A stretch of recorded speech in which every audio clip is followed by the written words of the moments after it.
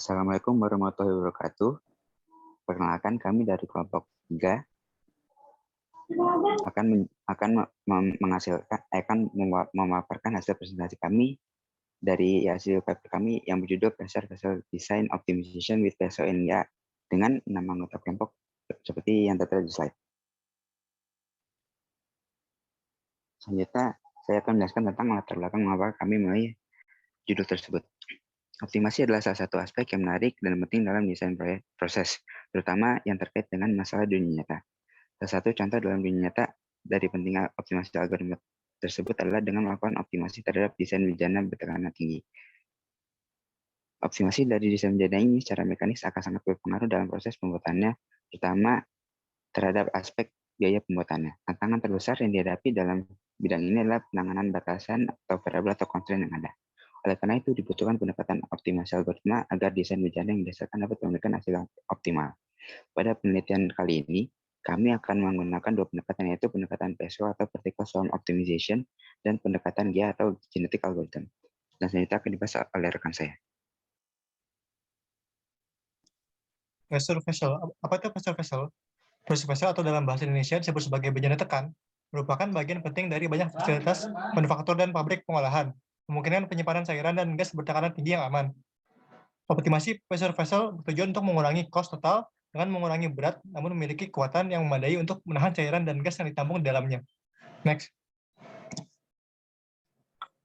Nah, kita akan melakukan optimasi menggunakan genetic algorithm dan particle swarm optimization. Genetic algorithm adalah teknik pencarian yang di dalam ilmu komputer untuk menentukan penyelesaian perkiraan untuk optimasi dan masalah pencarian.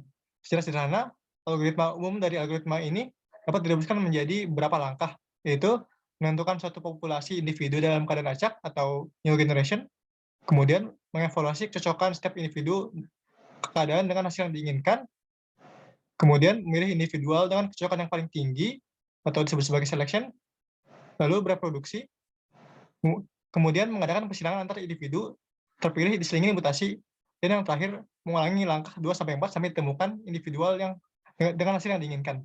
Next. Particle Swarm Optimization atau PSO dalam ilmu komputasi adalah metode komputasi yang mengoptimalkan masalah dengan secara iteratif mencoba meningkatkan solusi kandidat sehubungan dengan ukuran kualitas yang diberikan. PSO memecahkan masalah dengan memiliki populasi kandidat solusi yang disebut sebagai partikel dengan menggerakkan partikel-partikel ini di sekitar search space atau ruang pencarian.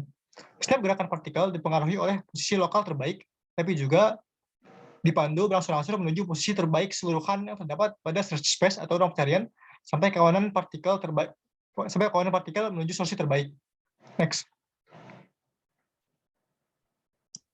Selanjutnya metode.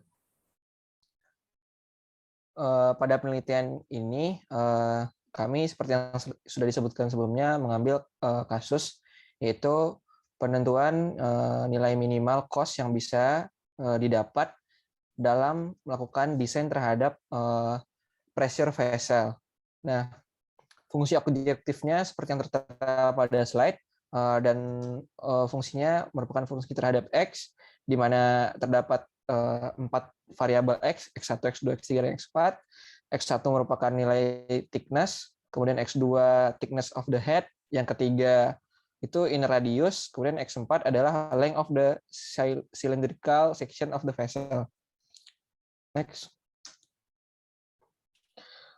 Pada penelitian ini, kami membandingkan algoritma PSO dan GA untuk kasus yang sudah kami pilih, yaitu pressure vessel.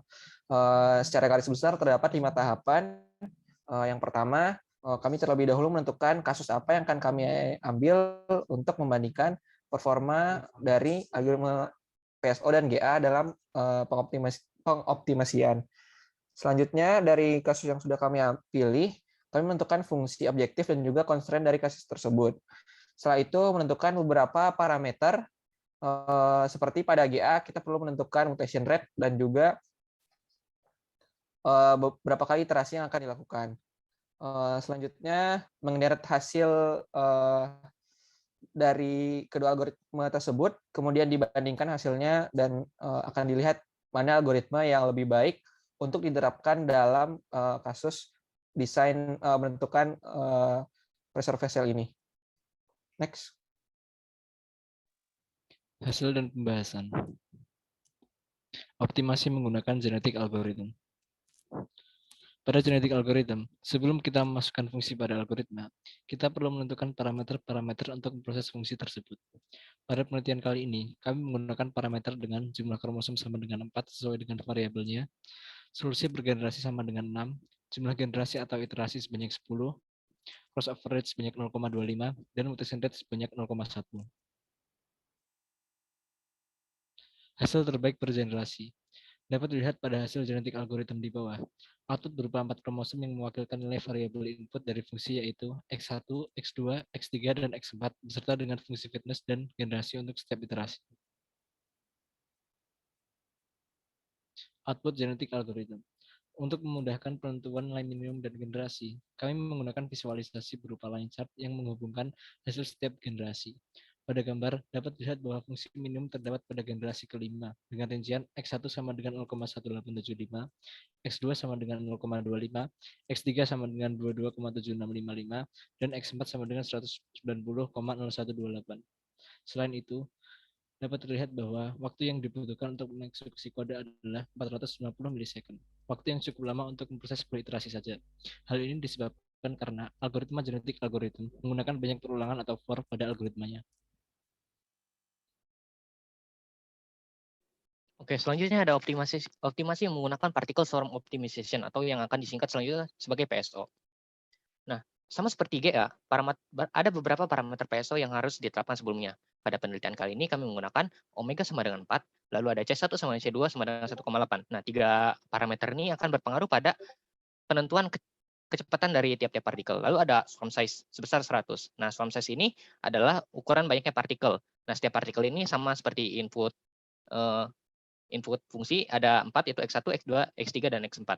Lalu ada maksimum iteration sebanyak 100.